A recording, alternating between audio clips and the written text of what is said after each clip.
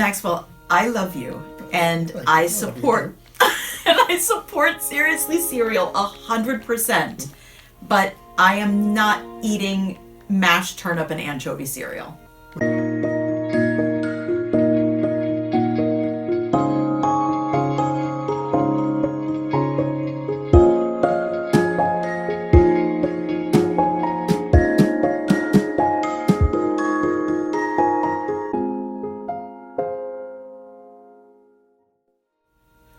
Start your day with silly and safe. Start your day with sassy and sage. Sincerely, simply, seriously cereal. Everyone is welcome here. Hey, you. All right. We're gonna review. It's gonna be fun.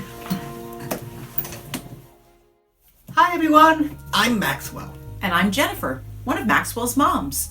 Welcome to Seriously Cereal. Episode 425. Seriously Cereal is made possible by viewers just like you. And by Blue Legacy, a volunteer-run nonprofit dedicated to bringing people together. You can find out more at www.seriouslycereal.org. Thanks, Spoonie. That's right, Spoonie. If you like to eat your cereal dry, then you are a snacker, like our buddy, Bowler. Hello! Hey. Or, if you prefer your cereal with milk, then you are a spooner, like our pal, Spoonie, who's also Seriously Cereal's director. Good one, too. Yeah. Yeah. Every month we create episodes with a theme, and this month's theme is... Sorta cereals. Things that are inspired by cereal, but aren't cereal. Wait, wasn't Sorta Cereals our theme last month? Okay, yeah, it was. And I know we said that was going to be like the last sort of cereal for a while, but honestly, guys, we just really like this theme. I really like this theme because there are just so many cereals out there, or just, products that are inspired by cereal, and there's so many cereals to take inspiration from. It's the word of the day. Inspiration. To influence something or incite a new feeling. Inspiration. It's the word of the day. From your friend, Sunny. Bye.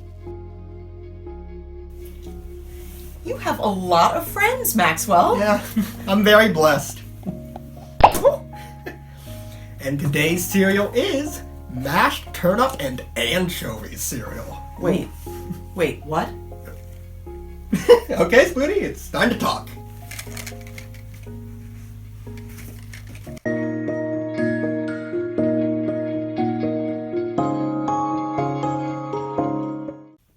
Okay, first let's get our bowls. No, Maxwell. That's a lot of no's. Maxwell, I love you, and I support Seriously Cereal 100%, but I am not eating mashed turnip and anchovy cereal. Would you say Seriously Cereal inspires you? I see what you did there. And yes, Seriously Cereal does inspire me. It inspires me to be kind and to smile more, but I'm not eating turnip and anchovy cereal. But it's tasty! Oh! Well, here's the fact. Large turnips were used to carve the first jack-o'-lanterns. Yeah, very true. Okay, that's a cool fact. And but still, actually, did you know that the bulb, root, stem, and leaves of the turnip are all edible? It's true. I thought that was pretty cool. have you guys ever seen or eaten a turnip? Let's see what our friends have to say. Okay, Spoonie, time to share. Hello, my name is Gregor Fjellrev, and the question of the hour is, have I ever eaten a turnip before? Of course we have. I am joined by special guest Gadson. Yes, of course I've eaten turnips before. I once actually pulled one out of the ground and then took a bite out of it. It was really bitter.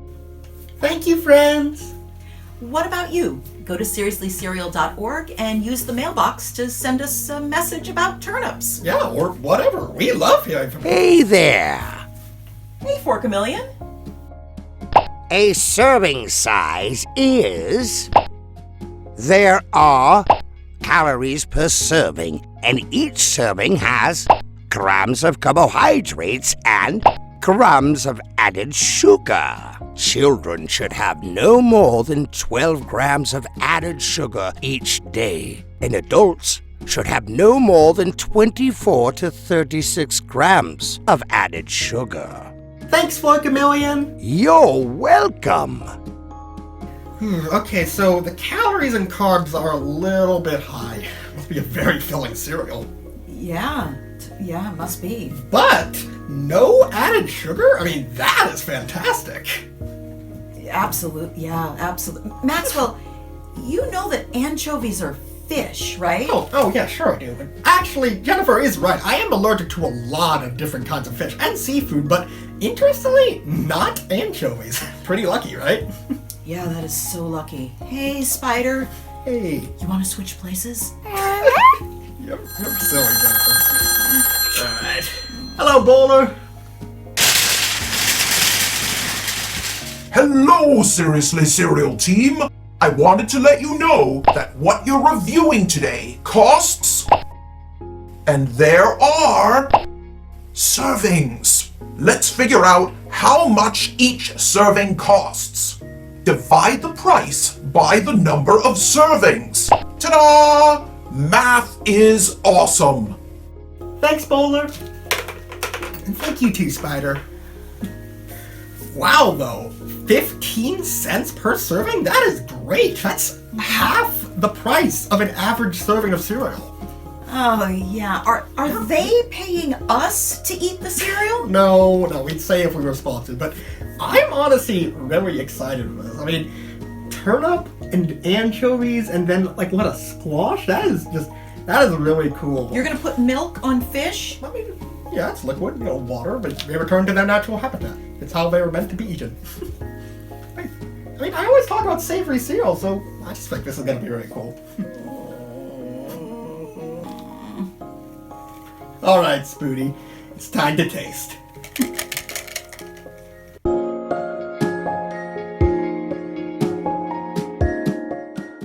Alright, so we'll split it. Spooty? Where did Jennifer go? She really doesn't want to eat mashed turnip and anchovy cereal, huh? Jeez, she's gonna try to reflect syrup or something, but okay. I'll go get her, hang on. Jennifer!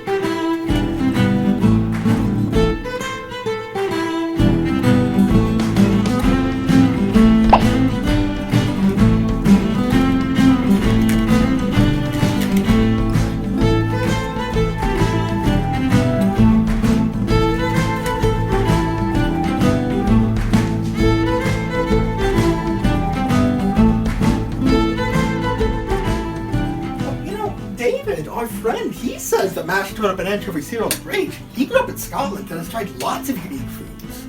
Well, yes, David is a good friend and he's a wonderful author. But friends don't always like eating the same things. I mean, that's okay. And David, he writes about a gome who can turn into a rock. His name is Wooly, and he probably even likes Pacific. Oh, what happened to the cereal? Wooly! Oh my gosh. That grumpy gome stole our cereal. Thank you, Wooly! Hey, come on. It looks like we need to review Fruity Pebbles Valentine Lollipops and Card Kit. Okay. All right. let's take a look at this. So, I mean, it is Valentine's Day, so I guess this works out. And Well, it's Valentine's It's a month. Valentine lollipops and card kit. So it's a little pack of lollipops and then some cards you can cut out to give to people you like. And I believe there's even a bonus one for On the back, there's that Yes. one that's a little bigger that you can Yeah. cut out for your teacher, Nice. or if you're homeschooled, for your parent, or whatever grown-up is helping you with your school. Yeah, I was homeschooled and you are a wonderful teacher. Oh, thank you, honey. Even though I did not do it alone. Brienne was also right true. there with you guys. All right, so what? Fruity Pebbles. These are Fruity Pebbles flavored Yeah. lollipops. They're not rainbow though. They're just kind of like basic heart-shaped lollipops. Ah, okay. So, it is true. You get 12 little cards. We've got Bam Bam and Pebbles on there, and Fred and Barney. I'm trying to remember everyone's names from the show. And Dino, the dinosaur, right? Dino the dinosaur, yeah. Those are the characters that are featured on the cards. Yeah. And the cards are perforated. There's those little holes in the cardboard, so you don't even need scissors to. How's the lollipop? It's good. It reminds me of the Fruit Loops candy canes that we reviewed for Christmas in 2023. Oh, okay, yes. Yeah, I mean, and by that I mean, yeah, it tastes pretty much like Fruity Pebbles. So, I'll admit, compared to those candy canes, I'm getting a little more of the Fruit Loops dye aftertaste with this one, because that's actually why I prefer Dino Bites over Fruity Pebbles. It's because Fruity Pebbles has a very particular. It's not on the same level as the Funko-Tine cereals, where it's like bitter, but it does have Fruity Pebbles. In addition to the artificial fruit flavor, it also has like a very like sort of like dye aftertaste. A little bitter, a little acidic, a little sort of chemical like, if that makes any sense. It's like it's not pleasant, but it's less than like Funko and whatnot. You make my heart dinosaur. Oh. So the little cards are this big, and there is a teeny tiny space for to and from. I think I might put my little messages on the back to my friends. Yeah. There are these little passes here so that you can put the little holes there, so you can put the lollipop right on the little card like that. Or I guess you could do it this way. It's also totally fine. And let's see. So like I said, there's the 12 cards. 4 of them feature the 2 little kiddos, Bam Bam and Pebbles, I believe. And 4 of them feature Dino, the dinosaur. And then 4 of them feature Fred and Barney. You rock, Valentine. I yabba dabba choose you.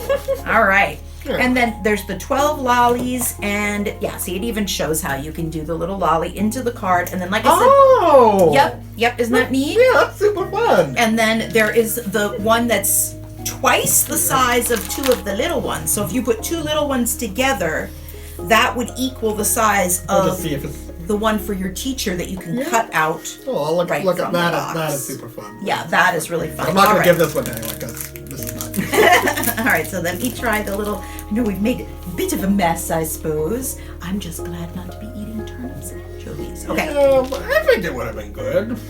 Well, I hope Wooly enjoys it at least. But yeah, Okay. I can't tell that this is Fruity Pebbles. really. What does it taste like to you? Just really, really sweet. I don't even get fruit from this. Oh, It doesn't taste like fruit punch to me. yeah, it's definitely a little bit less of a fruit punch vibe than the candy canes. But The lollipop has 3 grams of added sugar, okay. 5 carbohydrates, and 20 calories per little. And it's just sugar, more sugar, And the serving water. size is 1 piece, so 1 lollipop. Yeah. So it's sugar, more sugar, They almost stick pretty well. Water. I was slipping for it, but it's not. flavoring and coloring. Okay. If you really want these because you love the taste of Fruity Pebbles, I would have to say, Max is saying he can kind of tell. I cannot tell at all. So I would just be careful if you're... Oh, and we're totally out of time here, aren't we? I don't really know I'm just so relieved. 5 because I didn't have to eat turnips and anchovies. No. I think I'm gonna have to give these a 1. It's a really cute idea. I like that there's a space to, make the little lollipop go, in like that. That's really cute. I wish maybe some of the moms were on some of the cards too. Yeah, that would be nice. That would be kind of nice. But I'm just not I sure. feel I'm like not if you sure, like Max. if you like Fruity Pebbles, I think you like this. But yeah, I don't think I could even say one off the top of my head. Do you mind if I I need to find something? Yeah, because I'm not sure. I'm just not sure because it's such a cute idea, and I love the extra big one for the teacher. What should we do? I have an idea. Oh. How about this? Snap your fingers. Oh. Okay. Oh. By the power of our cereal horns, we call our friend the Bookacorn!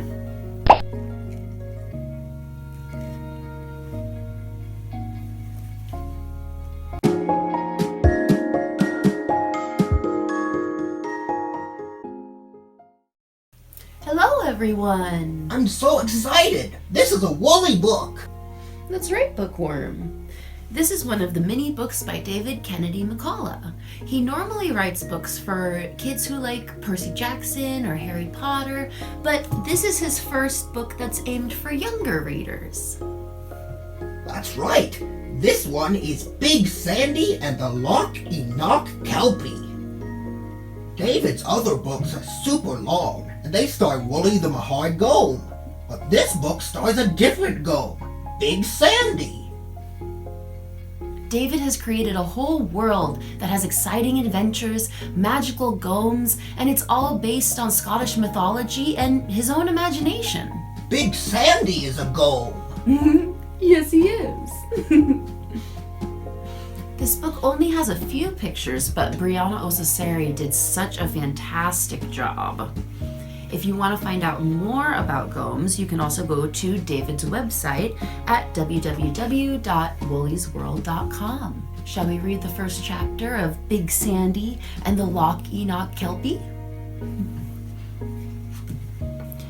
Big Sandy and the Loch Enoch Kelpie by David Kennedy McCullough with illustrations by Brianna O. Osaseri.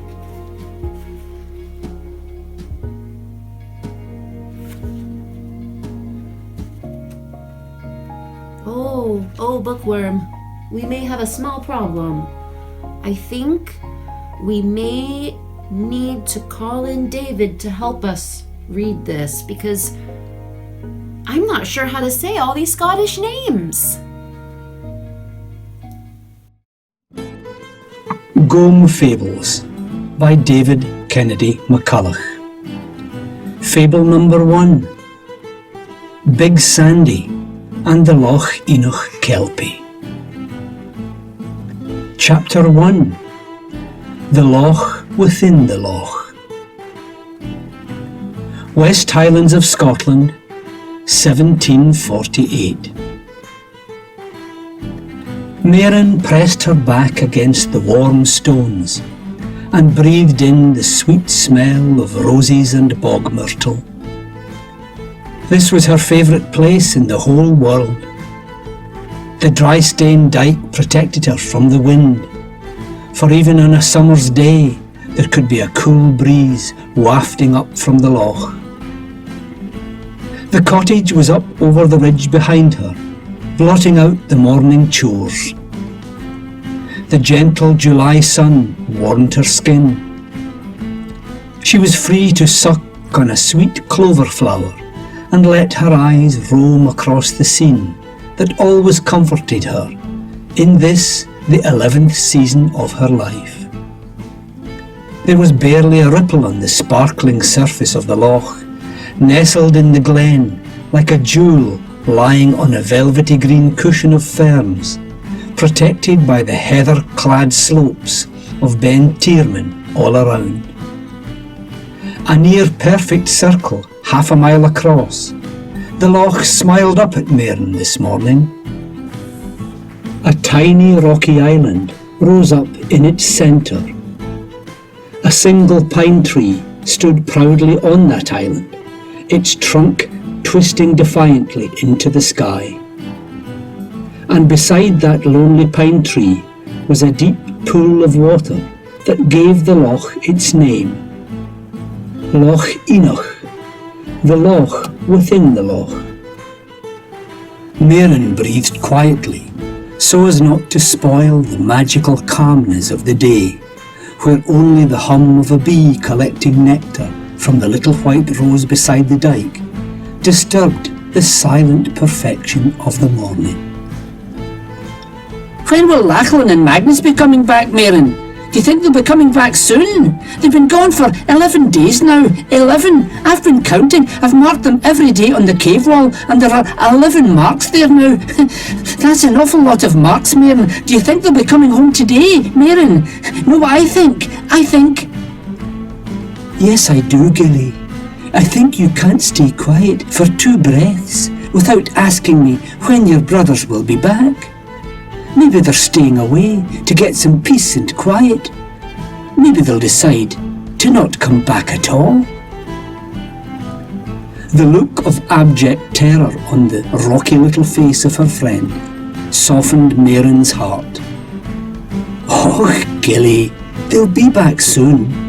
They're probably having a great time at the games, though. They'll have some grand stories to tell. The craggy little face did not soften.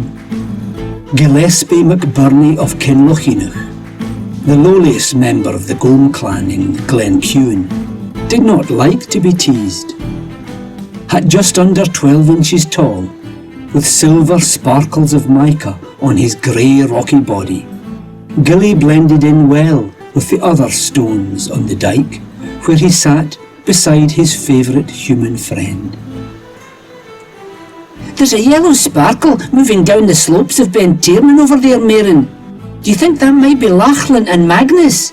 Maybe they won a yellow tourmaline as a prize at the games and they're bringing it home to show me. Oh, the yellow sparkle is down near the path around the loch now, so they'll be here soon, won't they? Show me, Gilly. I can't see your yellow sparkle. Mairen lifted Gilly up onto her shoulder. The little Gome grabbed a hold of her long black hair to steady himself. His finger moved out in front of her face to point. See where Stuart is working down there by the shore. Look straight across the water to where that cor is flying. Mairen gasped. What's a heron doing here this early in the year? The great grey bird flew out across the water, its broad wings flapping languidly as it trailed its feet behind and pierced the morning air with its yellow beak. It landed on a branch of the pine tree, where it announced its presence with a deep, guttural "awk" that echoed off the distant rocky slopes of Ben Tiernan. Mairen called down to her brother, who was digging in the raised bed by the shore of the loch. Stuart, look! A heron just landed on the island. Do you think that's a good omen or a bad omen? 50 yards further down the slope, the young man dropped his spade and moved across to the water's edge to get a better look. He took short, jerky steps, dragging his left leg stiffly until he reached the pony eating grass at the edge of the freshly dug garden. Stuart turned to look back up the slope to where Mairen and Gilly sat. His blonde curls were matted to his skin with sweat. His face beamed with delight. A good omen, Mairen. It's a good omen. See? Bobby stayed happy and kept eating the grass, even when the Cora spoke to us just then. Mairen laughed. You always think the best of everything, Stuart. You think everything is a good omen. Stuart just smiled. 4 years older than Mairen, his slim body stood straight and proud. His right arm was muscled and strong. He held his thin left arm close to his side. Damp patches of sweat spread out from the armpits of his flannel shirt to show how much digging he had already done this early in the day. He placed his good right hand on the back of the pony to steady himself and continued to look across the water for several minutes to where the heron sat on a branch of the pine tree. Gilly said, "It's Sandy! Big Sandy's coming! Maybe Lachlan and Magnus will be with him!" Gilly jumped off Maren's shoulder and scampered along the top of the dike down towards the loch. Maren followed his progress as the little gome hopped off the dike and ran along the path towards the willow tree that bent over to kiss the water of Loch Enoch. There, Gilly met a gome that towered above him and moved with a smooth, loping stride. As Gilly led this gome back towards where Maren sat, she could make out more details. The newcomer was a large, square-shouldered sandstone creature with barnacles stuck to its body. Pieces of seaweed waved in the air as it walked. It wore a cloak of brown sackcloth held together by a rope belt. Small, close-set eyes and a large, solemn mouth graced its wise, old, bearded face. On a necklace around its neck was the cause of the yellow sparkling. A large amber quartz gemstone bounced off its chest as the new gome climbed up the slope towards Maren. The creature stopped in front of her, bowed low, and then inspected her before smiling broadly. "Well, if that is not a sight to warm the cockles of this old traveller's heart just. What a bonny wee thing you are, and with an intelligent and inquisitive sparkle in those young eyes. My name is Alexander Clambucket Targomshi of Callanish, my fine young lady. But since that is an awful mouthful to remember, you can just call me Sandy. Gilly says that you are Miss Maren Cameron of Glencewin. It is a pleasure to meet you." Gilly said, "Big Sandy's on his way back to the Isle of Lewis from the Subtermate Buoy Highland Games and took a detour to visit me here to give me news about Lachlan and Magnus. Isn't that right, Sandy? And Maren, Sandy says that—" Maren put a finger to her lips. "Gilly, would you stop talking and take a breath? I'm sure that this fine gome can tell us for himself." "You have travelled a long way, Mr. Sandy. I'm sure you will have heard much news along the way. I would be honoured if you would share some of that with me, for there is much that I would like to know.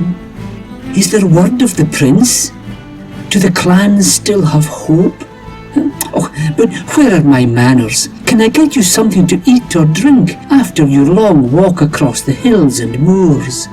Gilly, bring some shells, horns, and deer antlers for our guest."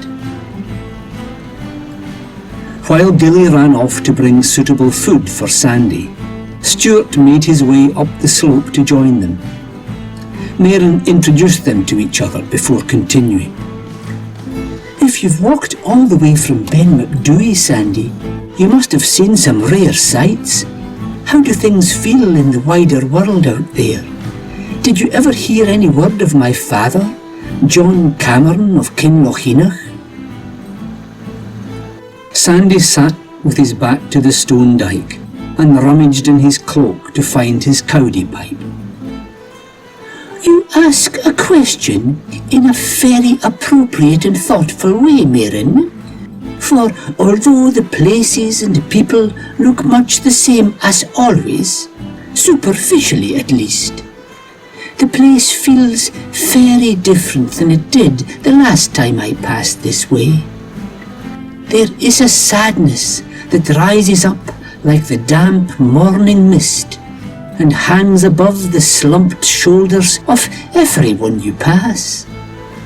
They talk of how poorly the battle went on Culloden Moor, and of how many mistakes were made. Those who were there speak of those who never left Culloden Field. But no, I never heard word about John Cameron of Kinlochinoch, young lady. I have no news to share of him, neither good nor bad. Gilly returned, carrying the jaw of a sheep with a few of its teeth missing. He tossed it at Sandy's feet. You're welcome to nibble on this, Sandy. Are Lachlan and Magnus not with you? Where did you get that big amber quartz? Have you news from any of the gold clans that passed along the way? My pal Murdo from Glenfascach to the south of us says that with the English soldiers defeating the Scots, there are now clans of English gomes travelling north along with the English army to steal from the weaker Scottish gome clans. Did you see any English gomes in your travels? Are they strutting around in the open, celebrating with the victorious English redcoats? And what about... Maren's cheeks flushed. The English have not beaten us yet. Maybe the clans will rise again. Well, that's what my father always says. Big Sandy held a pipe in one hand and his leather cowdy pouch in the other. You will need to slow down, Gillespie, and take a pause between all of your questions, I am thinking. You're not going to learn anything useful if you keep rushing on to your next question without waiting to hear the answer to your first one, just. Now, as for Lachlan and Magnus, when I left Subter MacDowie, they were still drinking and celebrating in Highland Hall, although I am not sure what exactly they were celebrating, since they didn't participate in any of the competitions. I didn't participate to any great extent myself, for I prefer swapping stories with my friends. But I did win this smoky amber quartz as anchor in the chain pool event for the winning Outer Islands team. Stuart said, That's great that you won the chain pool, Mr. Turgomshay. Maren, that's like the tug-o'-war that we do with ropes at our Highland Games. Lachlan told me that he and Magnus were going to do the boulder toss competition. Maybe they were celebrating your win, Mr. Turgomshay. Lachlan and Magnus are good at the celebrating and the storytelling. Sandy said, Oh, that they are, Stuart. And just call me Sandy, why don't you? Now, speaking of storytelling, I have plenty to share, but I would manage it better if I had some refreshments. I am not fond of rotten sheep teeth, Gillespie, I have to tell you. I am a coastal gome, you see. I prefer limpet or mussel shells, or maybe a crab leg. But I don't suppose you'll have any of those lying around. And I seem to be out of cowdy too. I would smoke some of your dried sheep dung or deer droppings if that is all you have, Gilly. But I prefer cowdy with some fermented seaweed and bird guano in it, if you want to know the truth. But I don't suppose you will have any of that either, this far from the sea. Stuart beamed. Oh, Gilly may not be able to help you, Sandy, but I can. I take Bobby to the coast every month to bring back seaweed, sand, shells and bird dung. I'm digging those into the soil of my raised beds down by the loch. It helps make the vegetables grow better. Come on over and let me show you. We can dry some of the bird droppings and seaweed in the sun if it's too wet for your pipe. I know there are seashells mixed in with the sand too. You're welcome to eat those if you like. I can get more on my next trip to the coast. Sandy stood up and offered his hand to Stuart. You are a gentleman and a scholar, young Stuart. Take me down to your garden and I'll see if there is something there for me to eat and smoke. I will be interested to see what you are growing too. There is a farm near my house out on Lewis, so I am very familiar with humans and their love of growing things. I will return, Marin and Gilly, never fear. I will be better able to entertain you with some tales once I have had a full belly and a full pipe. As Sandy and Stuart disappeared back down the grassy slope towards the loch, Marin looked out across the water. A cloud had passed over the sun. The air had grown cooler. A ripple of waves blew across the surface of the loch as the wind picked up. The heron was nowhere to be seen. This is turning into a strange kind of a day, Gilly. It's nice to meet your friend Sandy, but something feels weird. I didn't see the Cora flying away, but it's not sitting on the branch of the pine tree anymore, and I don't see it standing at the edge of the loch fishing. The fish won't be rising anyway, now that the wind is picking up. That wind is coming from the south too, which is really strange. I don't know what to make of that. Mother says it's an ill wind that blows from the south. Sneering laughter interrupted Marin's reverie. It may be an ill wind for you and your mother, but this wind brings treasure and good fortune for me, I'll wager.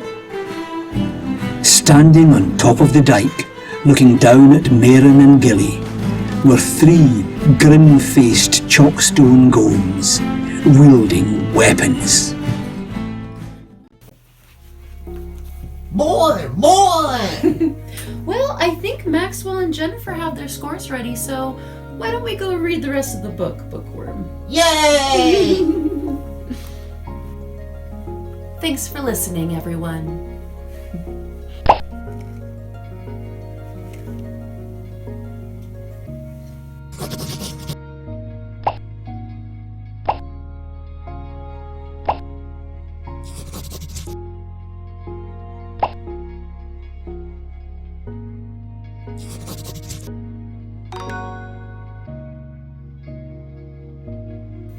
Thanks for watching, everyone! Did you know that everyone at Seriously Cereal is a volunteer? We are. But you can support the show over at seriouslycereal.org. Because Seriously Cereal is safe for kids, YouTube turns off comments when we post episodes online. But we love hearing from you. Go to seriouslycereal.org and click the mailbox to send us a message. We might read it in a future episode.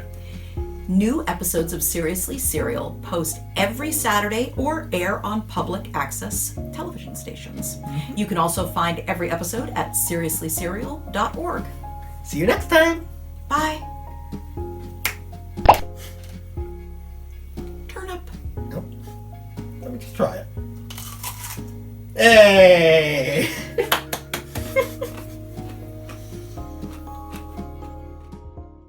Start your day with silly and safe. Start your day with sassy and sage. Sincerely, simply, seriously cereal.